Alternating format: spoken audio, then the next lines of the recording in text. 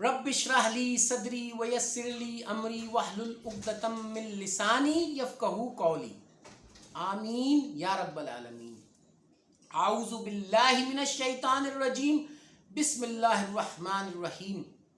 السلام علیکم دوستو، آپ سب کو ماہ ربیع الاول مبارک ہو۔ اب تک 14 صدیوں سے زیادہ کا عرصہ بیت چکا ہے، لیکن آج بھی جب اس عظیم ترین ہستی کے پردہ عالم پر ظہور کا دن آتا ہے تو مسلمانان عالم میں مسرت کی لہر دوڑ جاتی ہے۔ وَإِنَّكَ لَعَلَىٰ خُلُقٍ عَظِيمٍ، اور تمہارے اخلاق بہت ہی عظیم ہیں۔ تیرے خلق کو حق نے عظیم کہا، تیری خلق کو حق نے جمیل کیا۔ کوئی تجھ سا ہوا ہے نہ ہوگا شہا، تیرے خالق حسن و ادا کی قسم۔ مصطفیٰ جان رحمت پہ لاکھوں سلام، شمع بزم ہدایت پہ لاکھوں سلام۔ جس سہانی گھڑی چمکا طیبہ کا چاند، اس دل افروز سعد پہ لاکھوں سلام، کروڑوں سلام۔ اے نبی صلی اللہ علیہ وسلم، آپ پر اللہ تعالیٰ کی جانب سے سلامتی، رحمتیں اور برکتیں نازل ہوں۔ پیارے نبی صلی اللہ علیہ وسلم کی اطاعت ہر صاحب ایمان پر لازم ہے۔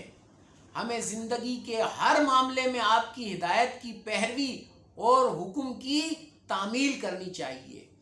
دین وہی ہے جو آپ نے بتایا کہ یہ دین ہے۔ آپ کا قول، آپ کا فعل، تقریر و تصویب واجب الاطاعت ہیں۔ آپ دین کے تنہا ماخذ ہیں، یعنی تنہا سورس ہیں۔ آپ کی اطاعت ہی دراصل اللہ کی اطاعت ہے۔ ہمیں تو بس حضور کے دامن سے چمٹے رہنا ہے اور آپ کی دی ہوئی تعلیمات پر عمل کرنا ہے۔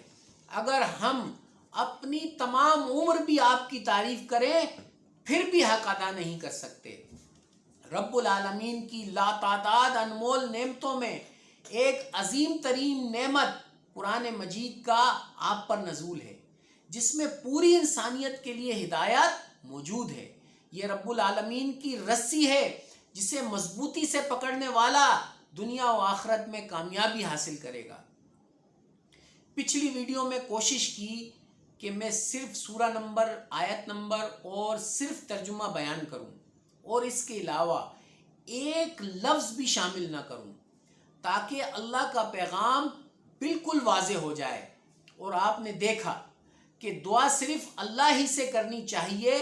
اس بات کو واضح کرنے کے لیے قرآن حکیم خود دلائل دیتا ہے، مثالیں دے دے کر ہمیں اس بات کو سمجھایا گیا، جیسے عذاب کی قیامت کی مثال، لہروں میں گر جانے والی مثال، مکھی والی مثال، مکڑی کے گھر کی مثال، کھجور کی گٹلی کے چھلکے والی مثال۔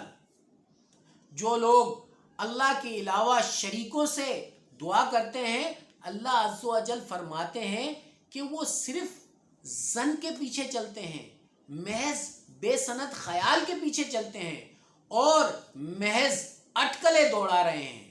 جو لوگ اللہ عز و جل کے علاوہ دوسروں سے دعا کرتے ہیں، اللہ سبحانہ و تعالیٰ ان لوگوں سے سوال پوچھتے ہیں، انہیں سوچنے پر مجبور کرتے ہیں کہ جن سے تم اللہ کے سوا دعا کرتے ہو، ذرا مجھے بھی تو دکھاؤ کہ انہوں نے زمین میں کون سی چیز پیدا کی ہے یا آسمانوں میں ان کی شرکت ہے۔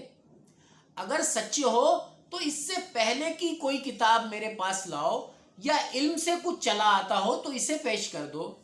تو میرے دوستو، میرے بھائیو، ذرا غور کرو، جب اس قرآن حکیم سے پہلے کی کسی کتاب میں ایسی کوئی سند موجود نہیں، اور یہ آخری کتاب کسی دوسرے سے دعا کرنے سے واضح طور پر صاف الفاظ میں منع کر رہی ہے، اور اللہ عز و جل ہمیں حکم دے رہے ہیں، تلقین کر رہے ہیں کہ ہر نماز کے وقت سیدھا قبلے کی طرف رخ کیا کرو اور تم سب اس سے دعا کرو، یعنی تم سب اللہ عز و جل سے دعا کرو۔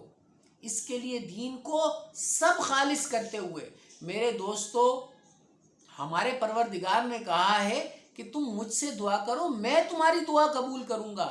اور سورہ جن میں فرمایا اور یہ کہ مسجدیں اللہ کی ہی ہیں، پس مت دعا کرو اللہ کے ساتھ کسی اور سے، یعنی کسی ایک سے بھی نہیں۔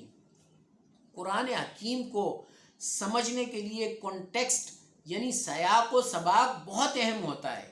پچھلی ویڈیو میں دعا صرف اللہ ہی سے کرنی چاہیے، اس بات کو واضح کرنے کے لیے جو آیات سنائیں ان میں بہت سی آیات کفار اور مشرکین کے حق میں نازل ہوئی ہیں۔ ان آیات میں تمام دنیا کے لوگوں کو واضح پیغام دیا گیا کہ صرف ایک اللہ کی ہی عبادت کرو اور اسی سے ہی دعا کرو، اسی سے ہی مدد مانگو۔ اسی لیے ہم مسلمانوں سے اللہ عز و جل روزانہ 5 وقت کی نمازوں کی ہر رکعت میں یہ عظیم وعدہ لیتے ہیں، سورہ نمبر 1 آیت نمبر 4، اے اللہ ہم تیری ہی عبادت کرتے ہیں اور ہم تجھ ہی سے مدد مانگتے ہیں۔ آخر میں اس دعا کے ساتھ ختم کرتا ہوں، اللہ تو پاک ہے، تیرے لیے ہی تعریفیں ہیں، تیرے سوا کوئی معبود برحق نہیں، میں تجھ سے بخشش طلب کرتا ہوں اور تیری طرف ہی رجوع کرتا ہوں، آمین یا رب العالمین۔